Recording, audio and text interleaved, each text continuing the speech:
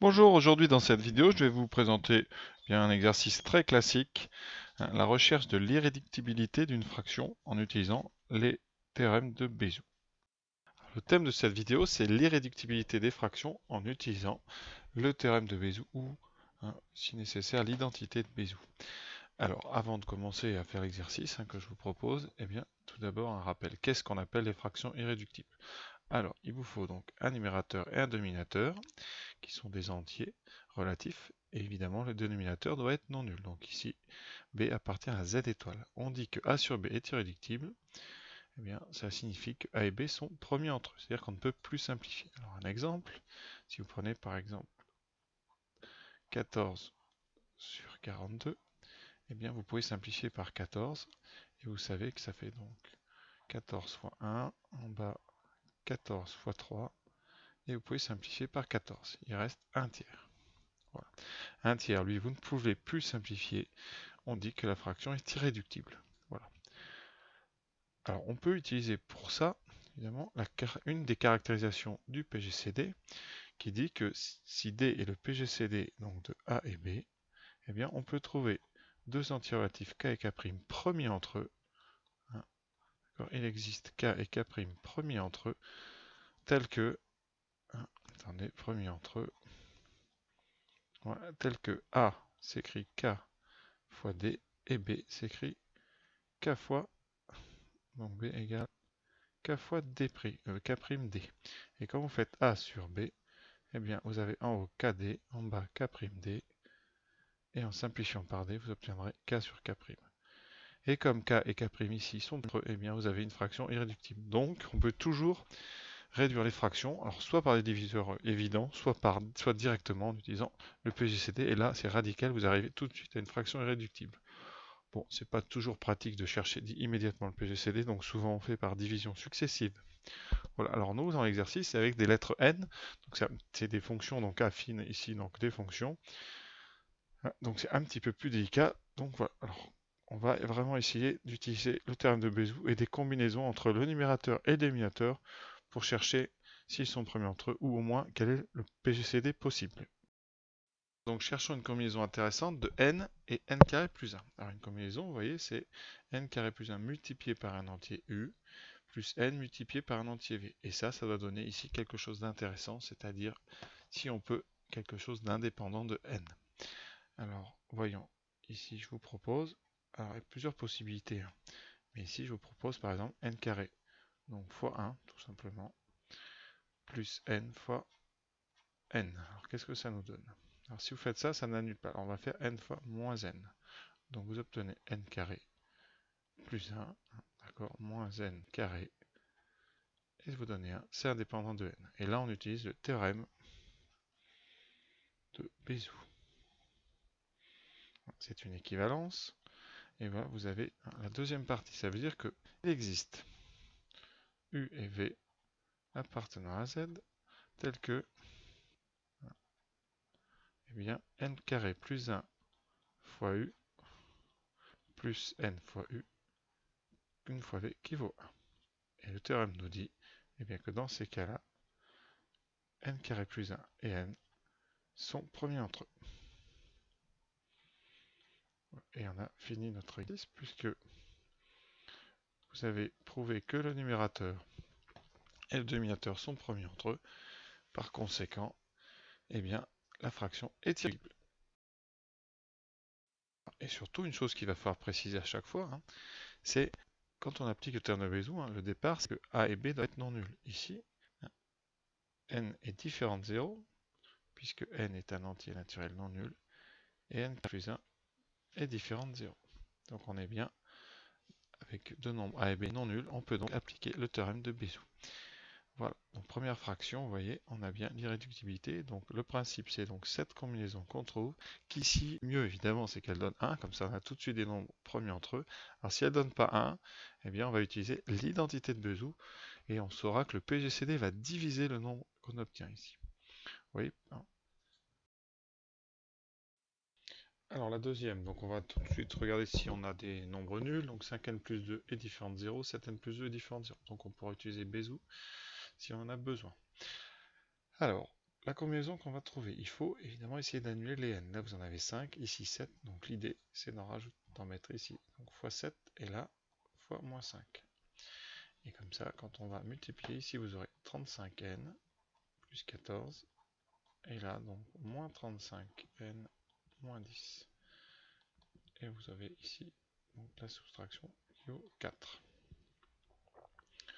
Voilà. Donc, qu'est-ce qu'on peut en déduire? Eh bien, d'après l'identité de Bézout, eh bien, le PGCD, alors comment on va dire ça?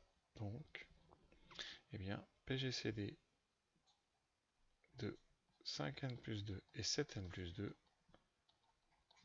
divise 4. C'est pas égal à 4, hein, c'est divise 4. Et attention, hein, vraiment à ne pas prendre les théorèmes dans le mauvais sens. Hein. Ça veut dire que si vous avez deux nombres dont une combinaison vaut 4, vous n'en déduisez pas que le PGCD des deux nombres est 4. A l'inverse, par contre, si eh bien, deux nombres ont pour PGCD 4, vous pouvez trouver une combinaison qui vaudra 4. C'est pas du tout la même chose. Donc là, maintenant, on va procéder de façon très simple. Alors, le PGCD vaut 4, donc vous avez 3 cas. Donc, 3 cas possibles. Soit le PGCD vaut 1, 2 ou il vaut 4. Et on va traiter ces 4 cas. Alors, on va regarder tout simplement, est-ce que 4 divise 5n plus 2? Alors, je vais faire le tableau donc des restes modulo 4 de 5n plus 2 et 7n plus 2. Alors, pour n égale 0, ici, j'obtiens 2 et 2. Ici, 5, donc 7, qui donne modulo 4, 3. Et ici, 7 et 2, 9, qui donne modulo 4, 1. Ensuite, 2, 10 et 2, 12, modulo 4, 0. 14 et 2, 16, modulo 4, 0. Ici, 3, 3, 5, 15, 17, modulo 4, ça fait 1. 3 fois 7, 21 et 2, 23, modulo 4, vous êtes à 3. Qu'est-ce qu'on peut dire de ce tableau? Alors, qu'est-ce qu'on peut en déduire? Première colonne intéressante, celle du n égale 2 modulo 4. On a dans ce cas-là 2 zéros. Ça signifie que le numérateur et le dénominateur sont divisibles par 4. Donc, comme on sait que le PGCD divise 4 et que les deux sont divisibles par 4, eh bien le PGCD c'est tout simplement 4. On peut réduire la fraction 1 par 4. Alors maintenant, les deux colonnes, c'est-à-dire celle du 0 et du 2, c'est-à-dire quand n est égal à 0 modulo 2, eh bien vous avez ici égalité des deux. 0, 0, 2, 2. Conséquence, eh bien 5n plus 2 et 7n plus 2 sont divisibles par 2 dans la première colonne et dans la troisième, mais pas par 4 dans la première. Donc les deux nombres en fait sont pairs et on va pouvoir simplifier la fraction par 2. Et pour les deux autres cas, alors sinon, qu'est-ce qui se passe? Eh bien vous avez le haut et le bas qui sont des nombres impairs. Ça veut dire que le PGCD ne peut pas être 2 ou 4, et donc il reste comme possibilité PGCD égale 1, les deux nombres sont premiers entre eux, la fraction est donc irréductible. Alors, juste pour vérifier, petit exemple. Alors, juste trois exemples, je prends par exemple 16, 18 et 7.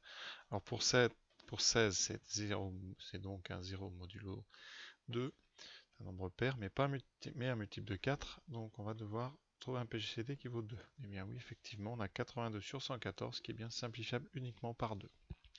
Pour 18 qui est égal à 2 modulo 4, eh bien on obtient 92 sur 128 qui est réductible par 4. Vous voyez, c'est notre premier cas. Et pour un nombre impair, 7, eh bien on a 37 sur 51. Bon, ça justifie rien, mais ça montre un petit peu les résultats qu'on vient de trouver. Ça illustre. Voilà. Fraction numéro 3. Alors donc je vérifie, les deux sont non nuls. Ensuite une combinaison intéressante, on a 2n, on a 8n, donc là on va multiplier par 4. Et si on va prendre moins 1, on obtient donc 8n plus 4 moins 8n moins 5 qui donne moins 1. Alors moins 1 et 1 c'est pareil dans le chapitre. Ça va être donc la seule chose, si vraiment vous voulez retomber sur 1, au lieu de prendre 4, vous mettez moins 4. Et au lieu de prendre moins 1 ici, vous mettez 1. Et en développant, vous aurez 1. Conséquence, et bien là, c'est le cas le plus favorable d'après le théorème. Alors, on va être très précis. Après, il existe U et V relatifs tels que 2n plus 1 U plus 8n plus 5V est égal à 1. Je rappelle, j'ai bien montré au départ que les deux nombres 2n plus 1 et 8n plus 5 étaient non nuls, donc on peut appliquer le théorème de Bézout, qui nous dira que 2n plus 1 et 8n plus 5 sont premiers entre eux, la fraction est irréductible. Alors, pour vérifier, c'est pas une preuve, mais on peut utiliser la calculatrice. Donc, on passe en première fonction, on entre 2x plus 1, 8x plus 5. On règle le x de 1 à 100 à peu près. Et on va regarder les valeurs que prennent ici le numérateur et là le dénominateur. On regarde s'il y a des simplifications possibles. Vous voyez ici à chaque fois. Donc vous avez 5 sur 21, 7 sur 29, 9 sur 37, 11 sur 45. A priori, il n'y a pas l'air d'avoir de simplification. Si vous voulez, on peut faire celui le précédent. Voilà, je vais effacer les deux.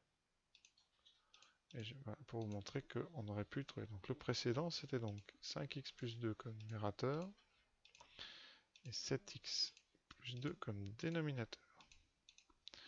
Et on avait remarqué que quand il y a des simplifications, quand n est pair, alors oui, n impair, pas de simplification. Ici, vous avez 12 et 16.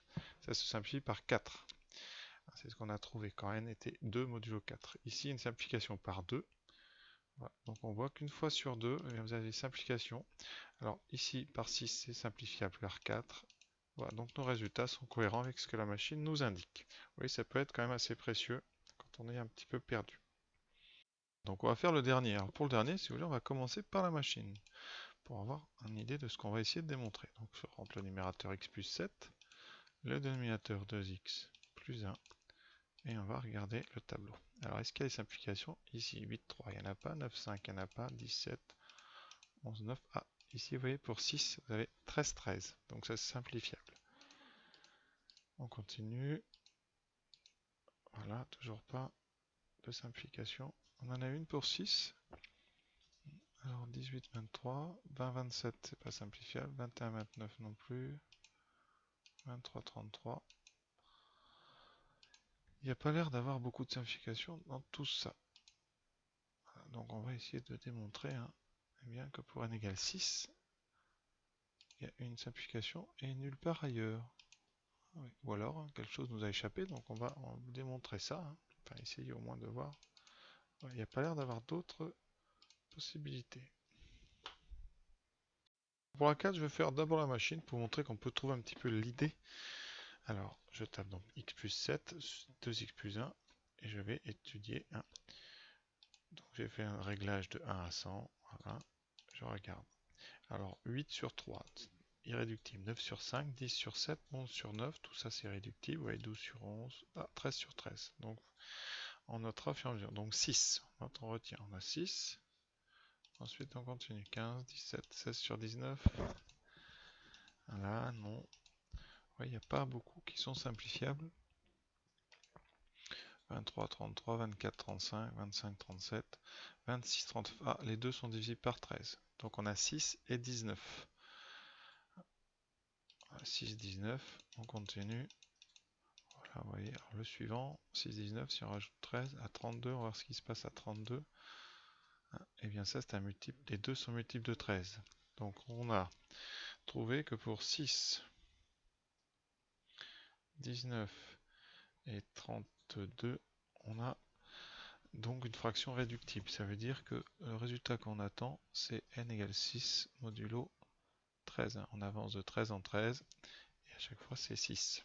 Voilà, donc on va essayer de montrer que c'est la réponse, c'est n égale 6 modulo 13 pour que la fraction soit réductible. Et sinon, elle a l'air d'être irréductible. Bon, alors j'ai déjà fait la rédaction. Donc vous avez, on cherche une combinaison n plus 2 et 2n plus 1 qui est le plus simple. Donc comme vous avez n et ici 2n, là j'ai mis un 2 et un moins 1. Donc la combinaison donne 13. Ce fameux 13 qu'on a trouvé avec la machine. Et on va essayer de voir si le PGCD de n plus 7, 2n plus 1 est 13 ou 1, puisque on sait qu'elle divise 13, et c'est donc 1 ou 13. On va donc faire deux cas. Soit n plus 7 égale 0 modulo 13, c'est-à-dire que c'est un multiple de 13, ou ce n'est pas un multiple de 13. Alors si c'est un multiple de 13, eh bien ça veut dire que n égale moins 7, donc 6 modulo 13. Et si vous remarquez, pour n égale 6 modulo 13, quand on calcule 2n plus 1, eh bien ça fait donc 2 fois 6, 12 plus 1, 13, ça fait bien 0 modulo 13. Conséquence, eh bien dans ce cas-là, le numérateur et le dénominateur sont des multiples de 13. Ils sont divisibles par 13, le PGCD c'est donc 13, la fraction sera réductible au maximum par 13. Et sinon, eh bien, le numérateur n'est pas divisible par 13, Donc le PGCD qui était 1 ou 13 ne peut pas être 13. Il reste donc un PGCD qui vaut 1. La fraction sera irréductible. Voilà, cette vidéo s'achève. J'espère que ça vous a plu et à très bientôt.